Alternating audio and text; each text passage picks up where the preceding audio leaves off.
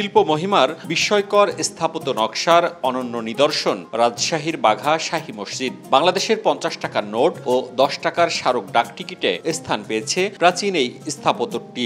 ৫০০ বছর আগের শিল্প নিদর্শন এবং নির্মাণশৈলী এখনও দর্শক মনে বিস্ময় জাগায়। ১০ গম্বুজের এই মসজিদে আঙিনা ঘিরে রয়েছে সীমানা প্রাচীর, রয়েছে দুটি প্রবেশপথ। মসজিদটির দৈর্ঘ্য ৭৫ ফুট, প্রস্থ ৪২ ফুট, উচ্চতা ২.৫ ফুট, দেয়ালের চওড়া ৮ ফুট।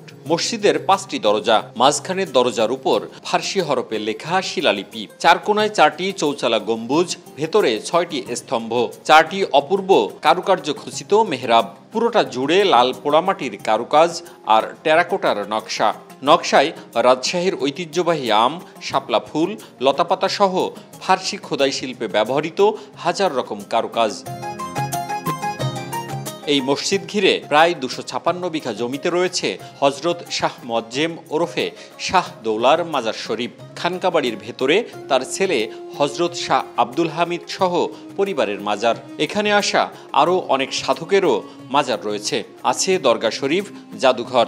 মসজিদের সামনে বিশাল দিঘি। ১৯৯৭ সালে খনন করার সময় বাঁধানো মহল পুকুরের সন্ধান মেলে, যা একটি সুড়ঙ্গ পথ দিয়ে অন্দরমহলের সঙ্গে যুক্ত ছিল। একসময় এই বাঘাতে আপনার বাগদাদ থেকে শুধু ইসলাম প্রচারের জন্যই দরবেশ, সাধু বা পীর আউলিয়ারা ওনারা এসেছেন। ওনারা তো ওই সময় কেউ মাছের পিঠে এসেছেন, কেউ কুমিরের পিঠে এসেছেন, তখন বিমান ছিল না। ওনারা বাঘায় এসে আস্তানা গাড়েন।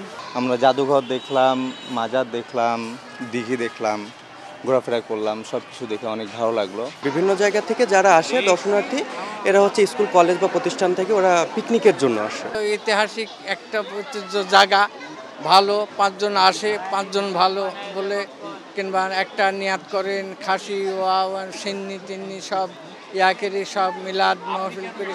হ্যাঁ, আমিও নিয়াত করে আসি যে এই মসজিদে নামাজ পড়ব। ইতিহাসবিদদের মতে আব্বাসীয় বংশের হজরত শাহ মোয়াজ্জেম ওরফে শাহ দৌলা বাগদাদ থেকে ৫ জন সঙ্গী সহ ইসলাম প্রচারে বাঘা এসেছিলেন। মাধুর্য আর সুন্দর ব্যবহারে সাধারণ মানুষের হৃদয় জয় করেন। এক পর্যায়ে ওই এলাকার জনগণের মধ্যে ইসলাম প্রচারে সাফল্য পান। ১৫২৩ থেকে ১৫২৪ সালে হুসেন শাহী বংশের প্রতিষ্ঠাতা আলাউদ্দিন শাহের পুত্র সন্তান সুলতান নুসরাত শাহ মসজিদটি নির্মাণ করেন। কিন্তু ১৮৯৭ সালের ভূমিকম্পে মসজিদটির ক্ষতি হয়, ভেঙে যায় উপরের ১০ গম্বুজ। পরে ১৯৭৬-৭৭ সালে গম্বুজগুলো নতুন করে নির্মাণ করা হয়। এটি সুলতানি আমলের একটা অনন্য স্থাপনা হিসেবে বাঘা মসজিদকে আমরা বিবেচনা করতে পারি। এটা প্রায় ২৫০ বিঘারও বেশি জমির উপরে এই মসজিদটি প্রতিষ্ঠিত এবং পরবর্তীকালে এখানে মাজারটা স্থাপন করা হয়েছে।